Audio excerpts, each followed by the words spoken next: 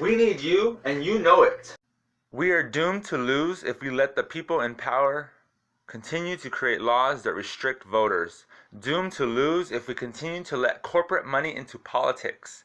Doomed to lose if we simply do not use our voices and vote. In America, specifically here, locally, we're going through a political traumatic experience like no other.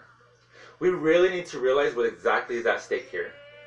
It is more apparent that our out-of-touch politicians who have the power of our day-to-day lives are falling short in aligning with the values of the community whom which they are supposed to serve. My name is Matthew Navarez, and I'm here to discuss and address the current political climate that we are dealing with here locally. Let's take it home. For me, it's 35th Avenue and Roosevelt, next to the I-10 freeway, Central Phoenix, Maricopa County. I personally have many family, friends, and neighbors who are worried about not having access to public health care resources. You can see it in people's eyes, from all walks of life. The nanas, the mothers, the brothers, all out there looking physically sick, exhausted, dreadfully withholding how uncomfortable that their aches truly make them feel. Our health is at stake. Our public education system for over a decade has kept getting the shitty end of the stick, never getting enough resources for our little ones who are now adults, only to further perpetuate the cycle of being underprepared. Many of my peers often go through the motions of adulting, longing to expand their knowledge in education and in trade, but having limited resources and opportunities to do so, and our education is at stake. Public health, public education, and public safety all sound like big, broad, complex topics, but the issues we care about that affect our families, our friends, our neighbors, and communities stem from these areas. This is at stake because there are people out there who are running either for or against the issues your communities are struggling with. Check this out. Oftentimes we focus so much on national elections that we forget to pay attention to our local, our primary, and our midterm elections. Midterm elections have shown to have the lowest turnout of voters, yet they have the biggest impact compared to our national presidential elections.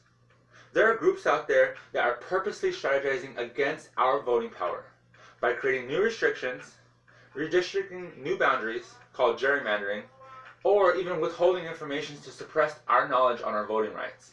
It doesn't sound like much, but when you personally tell your friends, your homegirl, your neighbors, your nana and tata that these issues affect them every single day, they just might do something about it. Because the people who are voted into office have no intentions on making healthcare accessible and affordable to the ones that you care about.